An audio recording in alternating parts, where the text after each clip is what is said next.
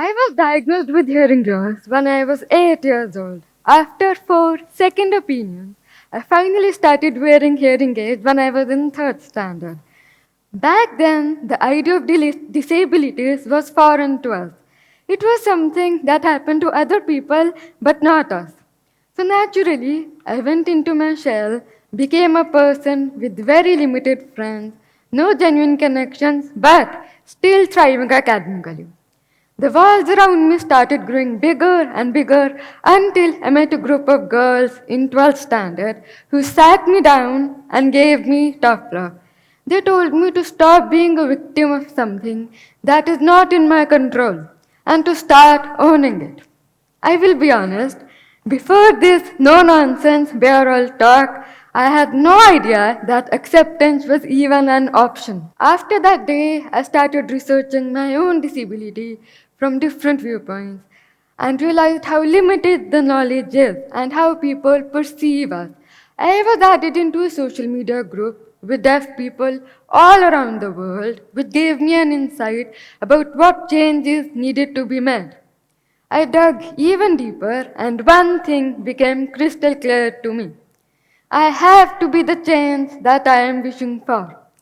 I reached a level of self acceptance that extended to all areas of my life. This meant that if something bad happened in my life, I did not blame myself for it. I held myself accountable, but still gave myself the grace and stayed kind to myself and tried again. If I must done important announcement in class, I did not blame myself. If someone called me from behind and then made fun of me for not responding, I did not take it on my self-esteem. Because these incidents were happening because of one thing that I cannot physically do. That is, I cannot hear. Believe it or not, the biggest shift in my life came from a change in mindset. After feeling small and worthless for a major part of my life, a change in mindset felt like a second chance at life. I no longer saw my disability as a hurdle, but a conversation. A conversation where disability is something to be explored, not hidden. I can talk about my struggles without inviting pity. This was to dispel the idea that I could only be an idea of a person instead of an actual, living, breathing soul. To stop the world from seeing helplessness, but instead see joy, vitality, intelligence, strength, and humor. All the things that make me me. I was open to all the questions that people had from me because curiosity is good. The ultimate goal was always to normalize disabilities, not glorify them. We have all come across stories where someone's disability must always lead to inspiration. These stories, instead of focusing on their talents, work, and rights, focus on the absence of something. It is precisely this type of framing that shifts the attention from inclusion to admiration.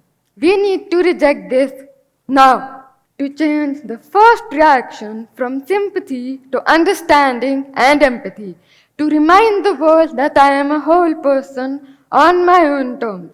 If social media is asking others to consume someone's story without reflection, then I decided to change that. Hence, I started building something of my own.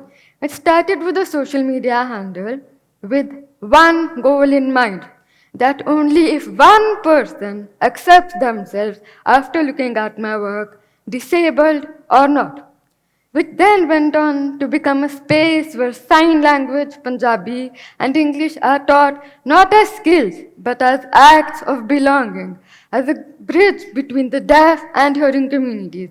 I started showing up online, in classrooms, on stages, not to be seen, but to make others feel less invisible. The only number I ever tracked was one. Had even one person read anything I wrote and felt for the first time that they were not alone. The concept was simple love. Love for yourself, love for your community, love for the universe. Because when you actually look at life from a bigger lens, everything in our life is about love and art or the absence of love and art. Everything exists because of love. Innovations in medicines happened because humanity consistently chose to take care of each other. Astronomy exists because someone liked the stars and planets so much they made a route to them. Cameras exist because someone liked their life enough to keep the moments forever. As I became my own person, I came to the same conclusion. I am standing on this stage right now because I poured so much love in myself that it multiplied manifold, culminating with me sharing my story with you all today. It created a ripple effect of me not being bothered by all the job rejections, unkind teachers, and the missed opportunities because all I had to do was keep my head high and keep the focus on the ultimate goal, which is an inclusive India where everybody can sit on the same table and still belong. Allowing my disability to define me would have meant walking away from a true purpose and all the wonderful things that I was always meant to do. Transforming my deafness into my strength has been the most rewarding experience of my life, and I would not change it for anything. The most fertile part of the earth is beneath the surface, where there is absolute silence, where the roots break the ground, where all the growth happens. All the research I did happened in silence. Everything I had to go through, all the fights I had to endure, everything that was supposed to break me, paved the way for me to find a way to acceptance and eventually help right in front of you all. Find that silence within you, befriend it, for it is your home. And like everything else in the world, love too starts from home. The anatomy of love is you, always you. At your core, you are love, you are the universe. You came from the same creator who made the sun and the moon, the mountains and the sunsets, the snow and the beaches. As Carl Sagan has said, the cosmos is within us. We are made of star stuff. We are a way for the universe to know itself. The first step to your success, to your growth, is loving yourself, inclusive of all elements that define you. You start and end your day with yourself, with your thoughts and dreams. So make sure those thoughts are kind.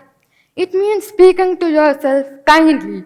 Never shrink yourself in front of others. It means forgiving yourself for the days when things did not go right, but still appreciating the opportunity that you got to experience this. Saying no without guilt and yes without fear. Fill your cup so much that it overflows and you can share it with the whole world. Make your inner dialogue so kind that no matter what happens, you can allow yourself some grace and still be kind to yourself. Have so much faith in yourself, be so secure about yourself that nothing can shake your faith in yourself. As written beautifully in the book Tuesdays with Mary, the only purpose of life is to give out love and let it come in. I will repeat this, let it come in. Thank you.